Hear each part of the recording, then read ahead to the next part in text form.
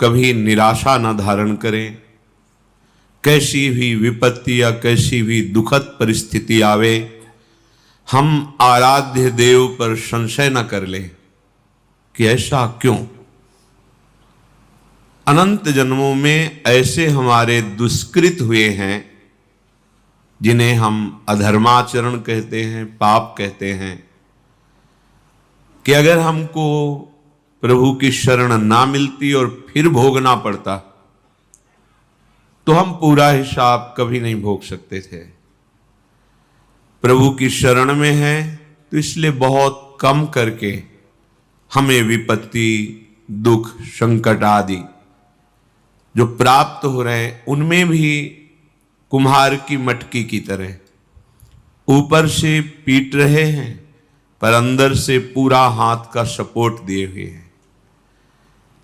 हमारे जीवन में यदि हम शरणागत हैं हृदय से, तो जो भी घटना, परिस्थिति, संकट, विपत्ति आती है, हमें निराश नहीं होना।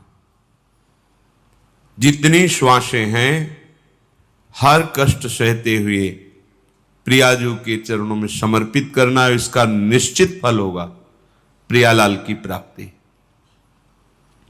ये आसुरी बुद्धि हमें प्रभु के शरणागत होने में बाधा पहुंचाती है।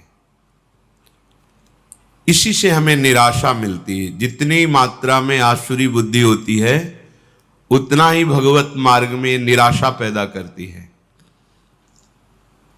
और जिनके संपूर्णतया आसुरी बुद्धि का ही प्रकाश होता है उनको तो मार्ग ही समझ में नहीं आता है।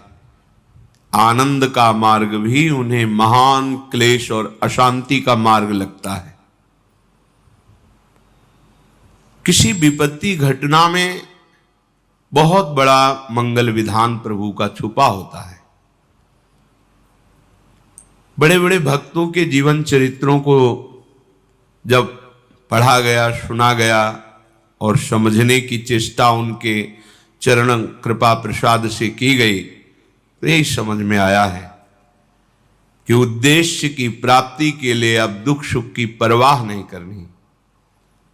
जो भी दुख या सुखद परिस्थिति आती है वो शरीर के ऊपर आती है, आत्मा में तो कभी इसका प्रवाह, प्रवेश, कोई भी स्फुरना बिल्कुल नहीं है।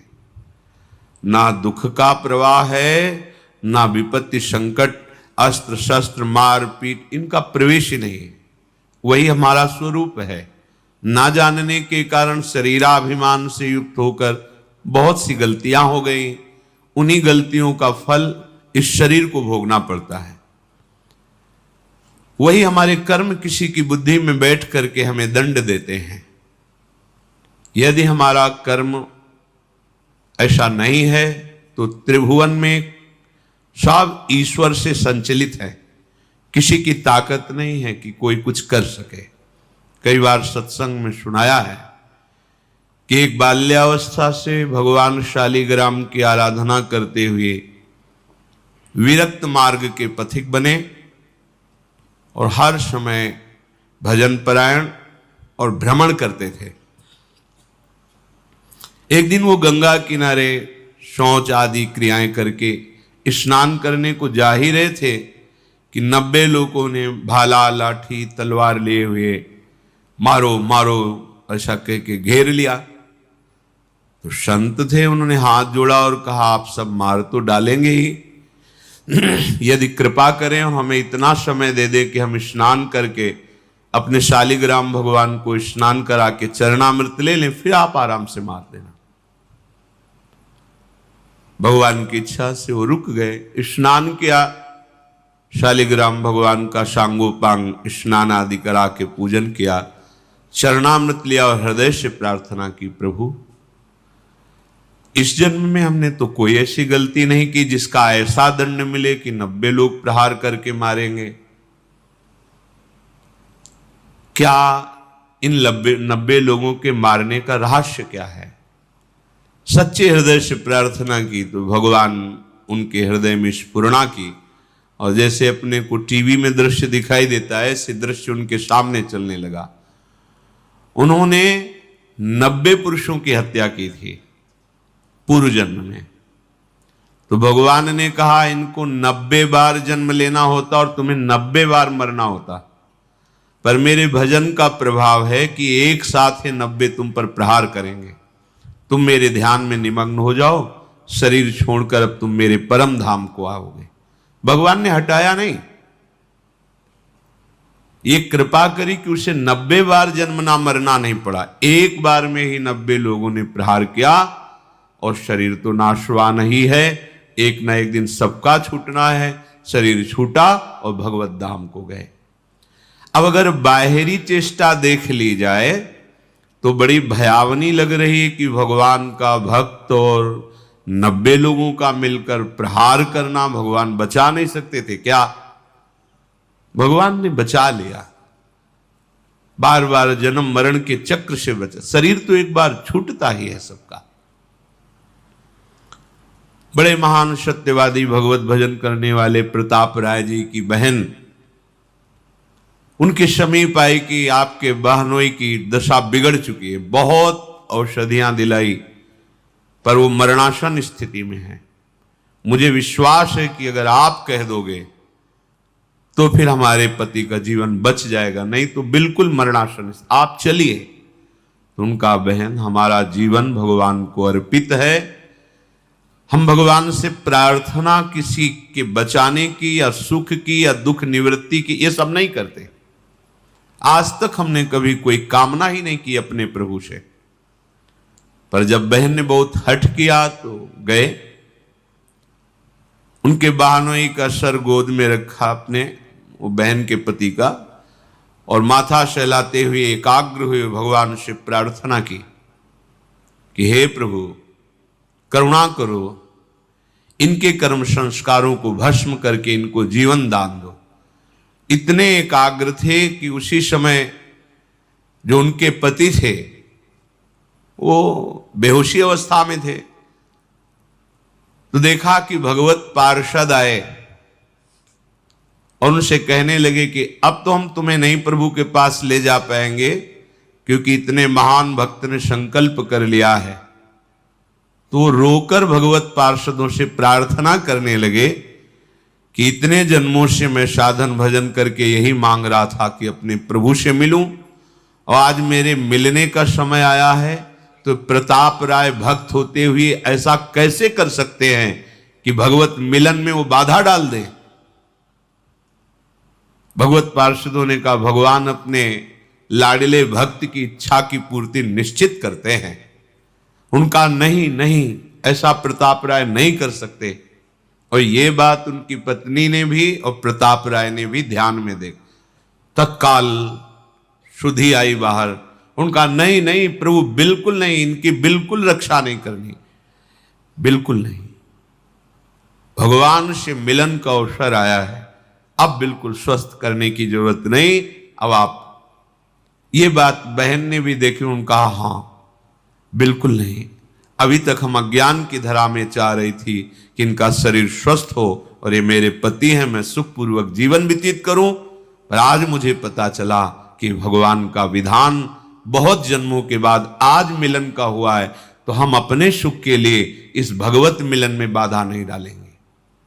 अगर भगवान ना बताते तो कैसे कोई रहस्य समझ पाता? ऐसे ही अपने लोग हैं, अपने लोगों के ऊपर भगवत कृपा है। अब जो भी विधान हो रहा है भगवत कृपा से युक्त हो रहा है। कहो सो कहां जहां प्रभु नाही, कोई ऐसा स्थान नहीं जहां प्रभु ना हो। तो उनके होते हुए हमारे को जो शारीरिक दंड, जो वाचिक दंड, मानसिक दंड मिल रहा है, वो मुझे पवित्र करने के लिए मिल रहा है। अगर उस दंड विधान में शरीर भी छूट जाता है तो राधा राधा हमें श्री जी की प्राप्ति होगी। शरीर तो छूटना ही है, आज या कल छूटना ही है। निराशा या भक्ति मार्ग में उत्साहहीनता ये बिल्कुल ठीक नहीं है। कोई संशय प्रवृत्ति आ जाना कि अगर भगवान का भजन करते भगवान होते तो ऐसा नहीं, बिल्कुल नहीं। बहुत कृपालु भगवान हैं, उनका जितना विधान है वो बड़ा कृपामय होता है। अपने को केवल प्रभु के चरणों में समर्पित करना, शेष बात वो देखेंगे। ऐसा कभी न सोचे कि भजन करने का फल है कि शरीर निरोग रहे, विपत्ति ना आवे, संकट ना आवे। ऐसा नहीं है। जो हमारे शरीर की रचना जिस कर्म से हुई है उसको वैसा ही भोगना पड़ेगा। भोगने की सामर्थ्य और उससे बेपरवाह होना, ये भजन का फल है। भोगने की सामर्थ्य और उससे बेपरवाह होना, ये भजन का फल है। और शुद्ध भजन का स्वरूप अपने प्रीतम के चिंतन में डूबे रहना है। आज या कल मृत्यु निश्चित है। इन सब बातों को लेकर हृदय में किसी भी तरह का प्रश्नवाचक चिन्ह शरणागति पर खड़ा कर देना, ये परमार्थ के लिए बहुत बड़ी बाधा होगी। भगवत कृपा हर समय हमारे हृदय में उल्लास पैदा करती रहती है। चलो आगे बढ़ो, पीछे हटने की, निराशा करने की कहीं कोई गुंजाइश नहीं। अमंगल नहीं है, यहां प्राण निकल जाना भी मंगल है। ये तो निकलेंगे ही, आज नहीं तो कल निकलेंगे। दुर्दशा तो होगी इस शरीर की, आज नहीं तो कल होगी। पर दुर्दशा होते होते हम ऐसी दशा को प्राप्त हो जाएं कि भगवत स्मरण न छूटे, प्रभु का चिंतन न छूटे। इस आसुरी बुद्धि का त्याग करें। इदमद्य मया लब्धमिमं प्राप्से मनोरथम, इदमस्ति इदमपि मे भविष्यति पुनर्धनम, असौ मया हतः शत्रुर हनिश्चे चापरानपि, ईश्वरोहमहं भोगी सिद्धोहम बलवान मुखी, आढ्यो भी जनवानस्मि कोन्योस्ति सदृशो मया, यक्षये दास्यामि मोदिष्य इत्य ज्ञान विमोहिता। जो अज्ञान से युक्त हैं, जिनका ज्ञान ढका गया है, वो ऐसा सोचा करते हैं आज ये हमने लाभ प्राप्त कर लिया, कल मैं ऐसा भी लाभ प्राप्त करूंगा, ये कमाया वो कमाऊंगा, इतना धन एकत्रित हो गया, अब इतना और कर लूंगा और परम सुखी हो जाऊंगा। मैं एक शत्रु को परास्त कर दिया, अब उनको भी परास्त करूंगा, मैं शत्रु रहित हो जाऊंगा। मैं ईश्वर हूं, मैं स्वामी हूं, मेरे पास इतना धन है, इतना जन है, मैं इस तरह की जो आसुरी प्रवृत्ति है वो कभी भजन में नहीं लगने देती। धन का आश्रय, जन का आश्रय, विद्याभिमान, शरीराभिमान, मान सम्मान की प्रियता, सब आसुरी बुद्धि है। शरीर न्यौछावर कर दिया आप श्री जी के प्रति, अब जैसा चाहे वैसा करें। बड़े बड़े महापुरुषों के जीवन में बड़ी बड़ी विषम परिस्थितियां आती हैं। उपासक को घबराने की जरूरत नहीं। पूज्य श्री सनातन गोस्वामी जी निरंतर भजन में डूबे हुए महापुरुष, जब पुरी में महाप्रभु के समीप थे तो पूरे शरीर में ऐसे खुजली हुई, घाव हो गए, उनसे मवाद बनने लगा। और महाप्रभु जब देखते सनातन जी को तो हृदय से लगाते, उनके शरीर में वो लग जाता, बहुत क्लेश होता। उनका इससे अच्छा है शरीर छोड़ दे। कई बार महाप्रभु से प्रार्थना की, प्रभु इस अधम के शरीर को मत छो। प्रभु ने कहा, सनातन जब तुम्हें हृदय से लगाते हैं तो श्री कृष्ण प्रेम बढ़ता है, इसलिए मैं तो हृदय से लगाऊंगा। और सनातन जी को ये आंतरिक कष्ट होता कि महाप्रभु के निर्मल विग्रह में हमारे शरीर का ये, अब शरीर को नष्ट कर देते हैं। रथ यात्रा में जगन्नाथ भगवान की जो होती है, विचार किया वहां अपने शरीर को श्री ठाकुर जी के रथ के नीचे दबाकर पूर्ण कर देते हैं। महाप्रभु को उनकी मानसिक भाव का पता चला। महाप्रभु ने कहा, सनातन अभी शरीर तुम्हारा है, इस शरीर के रखने या छोड़ने का भी अधिकार तुमको है। उनका प्रभु ये तो आपको समर्पित, फिर आप ऐसा कैसे सोच सकते हैं?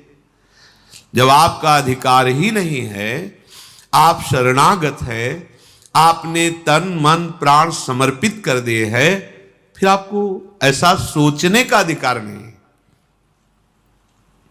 प्रभु बहुत दुख होता है जब आप आलिंगन करते हैं और आपके ऐसे दिव्य कंचन वर्ण शरीर में वो हमारे घावों का वो हमें बर्दाश्त नहीं होता। दौड़कर महाप्रभु ने हृदय से लगाया, तत्काल दिव्य शरीर वो सब खत्म। बड़े बड़े महापुरुषों को शारीरिक व्याधियां, सामाजिक विपत्तियां ये सब आती हैं। इसका तारतम्य भजन से नहीं जोड़ना चाहिए कि अगर हम श्री जी के हैं तो ऐसा क्यों हो गया, श्री जी के हैं तो क्या वो ठीक नहीं कर सकती, ये सब नहीं। हमारा उद्देश्य भगवत प्रेम प्राप्ति है, हमें अपने उद्देश्य पर दृष्टि रखना है। भगवत प्रेम का स्वरूप है प्रतिपल सहज निरंतर अपने आराध्य देव का चिंतन होना।